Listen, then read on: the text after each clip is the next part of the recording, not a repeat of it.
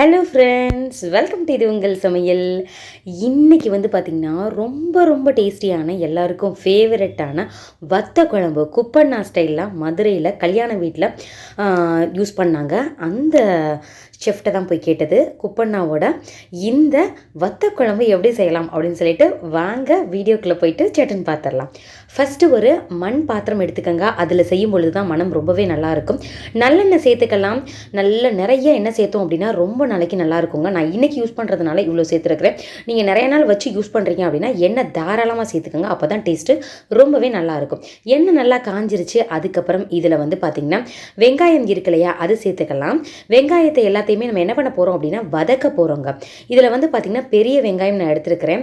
ஒரே ஒரு பெரிய வெங்காயம், அது மாதிரி பார்த்திங்கன்னா ஒரு கைப்பிடி நிறைய வந்து சின்ன வெங்காயம், ரெண்டையுமே வந்து சேர்த்தா தான் டேஸ்ட்டு ரொம்பவே நல்லாயிருக்கும். துவப்போட ஒரு லைட்டாக ஸ்வீட் டேஸ்ட்டு தெரியும். அதே மாதிரி சின்ன வெங்காயத்துக்குன்னு ஒரு மனம் இருக்கும் இல்லையா, அந்த ஃப்ளேவரும் வரும். அதுக்காக தான் சேர்த்துட்டு நல்லா இதை எண்ணெயிலேயே வதக்கி விடுங்க. வெங்காயத்தை 1-2 மட்டும் கட் பண்ணால் போதும். இந்த நீளமாக ரொம்ப குட்டி குட்டியாக கட் பண்ணணும் அப்படின்னு அவசியம் இல்லை. நல்லா வதக்கிக்கலாம். இதனோட ஸ்பெஷலே அந்த டேஸ்ட்டே ஃப்ளேவரே எதில் இருக்குது அப்படின்னு பார்த்தோம்னா, நம்ம இந்த வதக்கிட்டு வெள்ளைப்பூண்டு சேர்க்குறோம் இல்லையா, அதில் தான் இருக்குது. நல்லா வதக்கிடுங்க. ஒவ்வொரு ஊரில் ஒவ்வொரு மாதிரி செய்வாங்க. ஏற்கனவே நம்ம நிறைய வந்து வத்த குழம்பு வீடியோ போட்டிருக்கோம். இது வந்து மதுரை ஸ்டைலில் கல்யாண வீடுகளில் யூஸ் பண்ணுற மாதிரி செஞ்சிட்ருக்கேன். பெரிய வெங்காயம் சேர்த்ததுக்கப்புறம் சின்ன வெங்காயமும் சேர்த்தாச்சு. நல்லா அதை பொறுமையாக வதக்கி விடுங்க. இது ஒன்றொன்னையுமே நல்லா ஸ்லோவாக செஞ்சால் தான் டேஸ்ட்டு ரொம்பவே நல்லாயிருக்கும். அடுத்தடுத்து நீங்கள் டக்கு டக்குன்னு செஞ்சிட்டிங்கன்னா அந்தளவு நல்லா இருக்காதுங்க. அதே மாதிரி நம்ம வத்த குழம்புல அந்த வத்தலை வந்து எப்போ சேர்க்குறோம் அப்படிங்கிறதுலையும் அந்த டேஸ்ட்டு வந்து மாறுபடும். இப்போது நல்லா வதக்கியாச்சு. கலர் கொஞ்சம் சேஞ்ச் ஆகிட்டுருக்கு. லைட்டாக ஒரு கோல்டன் ப்ரௌன் வந்ததுக்கப்புறம் ஒரே ஒரு தக்காளி இதில் சேர்த்துக்கலாம். இதில் வந்து தக்காளியினுடைய புளிப்பு வந்து கம்மியாக இருக்கணும். புளி இருக்கு இல்லையா, அதை நம்ம கரைச்சி வச்சுக்கணும் கெட்டியாக. அதில் வர்ற புளி டேஸ்ட்டு தான் வந்து இந்த குழம்புக்கு ரொம்பவே நல்லாயிருக்கும். இதை வந்து நீங்கள் தண்ணியாகவும் செஞ்சிடலாம், இல்லை கெட்டியாகவும் செஞ்சுக்கலாம். பாருங்களேன், தக்காளி இருந்த இடம் தெரியாமல் எப்படி மசிஞ்சிருச்சு பாருங்கள். இந்த மாதிரி இருக்கணும். அது வரைக்கும் நீங்கள் வதக்கி விட்டுட்டே இருங்க.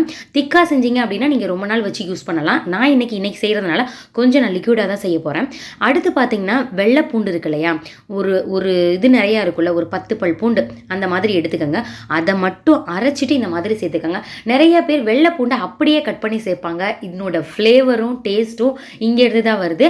அதனால் நீங்கள் வெள்ளை பூண்டை அரைச்சிட்டு பச்சை வாசனை போகிற அளவு நல்லா அதை வந்து வதக்கி விட்டுட்டே இருங்க. பாருங்களேன், வெங்காயம் தக்காளிலாம் எங்கே இருக்குன்னே தெரியாத அளவு மசியணும். அப்போ தான் உங்களுக்கு குழம்போட டேஸ்ட்டு ரொம்பவே நல்லாயிருக்கும். மனமும் அப்படியே வீடு ஃபுல்லாக சூப்பராக ஸ்ப்ரெட் ஆகிருக்கும். இப்போது நல்லா வந்து வதக்கியாச்சு. இப்போ என்ன பண்ணிக்கலாம்னா மசாலா சேர்த்துக்கலாம். காரத்துக்கு தகுந்தாப்பில் மிளகாய்த்தூள் சேர்த்துக்கோங்க. இது வந்து பார்த்திங்கன்னா தனி மிளகாய்த்தூள். இது வந்து உங்களுக்கு ஒரு 3 டீஸ்பூன் இருக்கிற மாதிரி சேர்த்துக்கோங்க. உங்கள்கிட்ட குழம்பு மிளகாய்த்தூள் இருந்தது அப்படின்னா நீங்கள் அது ஒரு 4 டீஸ்பூன் இருக்க மாதிரி சேர்த்துக்கலாம். இப்போ 3 டீஸ்பூன் சேர்த்துட்டு இதுக்கப்புறம் பார்த்தீங்கன்னா இதில் மஞ்சள் தூள் கொஞ்சமாக சேர்த்துக்கோங்க. அதுக்கப்புறம் மல்லித்தூள் இருக்கு இல்லையா, அது சேர்த்துக்கலாம். ஒரு 2 டீஸ்பூன் சேர்த்துக்கோங்க. 3:2 அப்படிங்கிறது கரெக்டாக இருக்குங்க. இப்போ இதை நல்லா வந்து வதக்கி விட்டுக்கோங்க. இந்த பச்சை வாசனை வந்து அடிப்பிடிச்சிடக்கூடாது. நல்லா லோ ஃப்ளேமில் வச்சுட்டு இதிலேயே அப்படியே வதக்கி விட்டுட்டே இருக்கணும். புளியை ஏற்கனவே ஒரு எலுமிச்சம்பழ சைஸ் அளவு புளியை தண்ணி சேர்த்து நல்லா கரைச்சி எதுவுமே இல்லாமல் கசடு எதுவுமே இல்லாமல் வடிகட்டி எடுத்து வச்சுக்கோங்க. இப்போது கலர் நல்லா சேஞ்ச் ஆகிருச்சு. பச்சை வாசனை இதிலேயே போகணும். கொதி வர்றதுக்கு முன்னாடியே பச்சை வாசனை போகணும். பாருங்களேன், நல்லா கொதிச்சு இது ஒரு ஊறுகாய் மாதிரி இருக்குது. இந்த பக்குவத்தில் இருக்கணும். இப்போ நம்ம என்ன பண்ணிக்கலாம்னா புளி தண்ணியை கரைச்சி இதில் சேர்த்துடலாம். நல்ல டார்க் கலரில் இருக்க புளியாக இருந்தது அப்படின்னா உங்களுக்கு குழம்பு நல்ல டார்க் கலரில் கிடைக்கும். இல்லை வந்து லைட் கலரில் இருந்ததுன்னா அந்த கலருக்கு ஏற்றாப்புல தான் உங்களுக்கு குழம்பு கிடைக்கும்.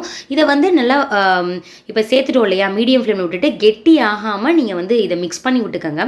உப்பு காரம் எல்லாமே கரெக்டாக இருக்குதான்னு செக் பண்ணிக்கோங்க. உப்பு மட்டும் நான் சேர்க்கல, காரம் கரெக்டாக இருக்குதான்னு செக் பண்ணிக்கோங்க. இதில் தேவையான அளவு உப்பு சேர்த்துக்கோங்க. இந்த புளி வந்து இது வந்து ஒரு 3 பேர் அளவுக்கு நான் செஞ்சிட்ருக்கேன். இது வந்து சரியாக இருக்கும். இப்போ வந்து நல்லா வதக்கி விட்டுக்கோங்க. இது நல்லா கொதி வரணும். கொதி வந்ததுக்கு அப்புறமேட்டு நம்ம என்ன பண்ணலான்னு பார்க்கலாம். தேவையான அளவு உப்பெல்லாம் சேர்த்துக்கோங்க. இப்போ இன்னொரு கடாய் எடுத்துக்கோங்க. இதில் வந்து நம்ம தாளித்து நம்ம அதில் சேர்க்க போகிறோம். ஃபஸ்ட்லேருந்தே செஞ்சோம் அப்படின்னா அந்த மனம் வந்து உங்களுக்கு அமுங்கிடும். லாஸ்ட்டு செய்யும் பொழுது தான் அது மேலாப்பில் இருக்கும். டேஸ்ட்டும் ஃப்ளேவரும் நல்லாயிருக்கும். மறுபடியும் இதில் நல்லெண்ணெய் சேர்த்துக்கோங்க. இதில் தாளிக்கிறதுக்கு கடுகு சேர்த்துக்கலாம். சீரகம் 1/2 டீஸ்பூன் சேர்த்துக்கணும். வெந்தயம் பேருக்கு ஃப்ளேவருக்காக கொஞ்சமாக மட்டும் சேர்த்துக்கோங்க. ஒரு 5-6 இருக்கிற மாதிரி சேர்த்துக்கிட்டா போதும். இப்போ கருவேப்பிலை சேர்த்துக்கோங்க. சேர்த்துட்டு நல்லா வெடிச்சதுக்கு அப்புறமேட்டி நம்ம வத்தல் எடுத்து வச்சுருக்கோம் இல்லையா, இதில் நீங்கள் வந்து 2 வகையான வத்தல் யூஸ் பண்ணலாம். சுண்டைக்காயில் வத்தல் பண்ணியிருப்பாங்களா, அதுவும் மிதுக்கு வத்தலும் யூஸ் பண்ணலாம். இது வந்து எந்த அளவுகளில் எடுக்கணும் அப்படின்னு சொல்லிடுறேன். இப்போ நான் வந்து வத்தல் மட்டும் சேர்த்துருக்கேன், மிளகாய் வத்தல் மட்டும் சேர்த்துட்டு இப்போ இந்த அளவுங்க பார்த்திங்கன்னா மிதுக்கு வத்தல் நிறையா இருக்கணும். அதே மாதிரி இது கொஞ்சம் கம்மியாக இருக்கணும் சுண்டைக்காய் வத்தல். இந்த அளவுகளில் எடுத்துக்கங்க, சரியாக இருக்கும். இல்லை நீங்கள் சுண்டைக்காய் வத்தல் மட்டும்தான் இருக்குது அப்படின்னா அதை மட்டும் கூட சேர்த்துக்கலாம். ஆனால் இது ரெண்டும் சேர்த்து செய்யும்பொழுது தான் டேஸ்ட்டு ரொம்பவே நல்லாயிருக்கும். அடுப்பை லோ ஃப்ளேம் பண்ணிக்கங்க. இதில் வந்து பார்த்திங்கன்னா இதனுடைய கலர் சேஞ்ச் ஆகணும், ஆனால் கரிஞ்சிடக்கூடாது. இன்னொன்று மனம் நல்லா வரணும். இப்போ நல்லா எல்லாமே ரெடி ஆயிருச்சு. இந்த கலர் வந்த உடனே டக்குன்னு ஆஃப் பண்ணிவிட்டு நீங்கள் ஏற்கனவே செஞ்சு வச்சுருக்கோம் இல்லையா குழம்பு, அதில் இதை சேர்த்துருங்க. அவ்வளோதான். இதில் பெருங்காயத்தூள் மட்டும் கொஞ்சமாக சேர்த்துக்கலாம். அப்படியே மனம் சூப்பராக வந்துட்டுருக்கு. நீங்களும் இதே மாதிரியே செஞ்சு பாருங்கள். சாதம் கொஞ்சம் போட்டு நம்ம குழம்புக்காகவே நிறையா சாப்பிடுவோம். அந்தளவு டேஸ்ட்டு ரொம்பவே நல்லாயிருக்கும். இந்த மாதிரி நீங்களும் செய்யுங்க. இதே மாதிரி நம்ம வேறு டிஃப்ரெண்ட்டாகவும் நம்ம செஞ்சுருக்குறோம் வத்த குழம்பு. ஆனால் இந்த ஸ்டைலில் நீங்கள் ஒரு தடவை செஞ்சு பாருங்கள், உங்களுக்கு ரொம்பவே பிடிக்கும். செஞ்சு பார்த்துட்டு எப்படி இருந்தது அப்படின்னு சொல்லிட்டு கமெண்ட் பண்ணுங்கள்.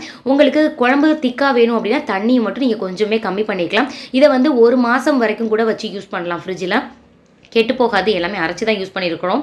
நீங்கள் வெளியே வச்சுருக்கீங்க அப்படின்னா நீங்கள் சுட வச்சு ஒரு 3 days யூஸ் பண்ணிக்கலாங்க. செஞ்சு பார்த்துட்டு எப்படி இருந்துச்சு அப்படின்னு சொல்லிட்டு கமெண்ட் பண்ணுங்கள். உங்களுக்கு இந்த வீடியோ பிடிச்சிருந்துச்சு அப்படின்னா சப்ஸ்கிரைப் பண்ணல அப்படின்னா சப்ஸ்கிரைப் பண்ணிக்கோங்க. அப்புறம் நிறையா வீடியோஸ் இருக்குது, தேவைப்பட்ட டிஸ்கிரிப்ஷன் பாக்ஸில் லிங்க் தரேன், அங்கே போய் பாருங்கள். ஓகே ஃப்ரெண்ட்ஸ், இதே மாதிரி ஒரு இன்ட்ரெஸ்டிங்கான வீடியோவில் பார்க்கலாம். தேங்க்யூ, பாய்.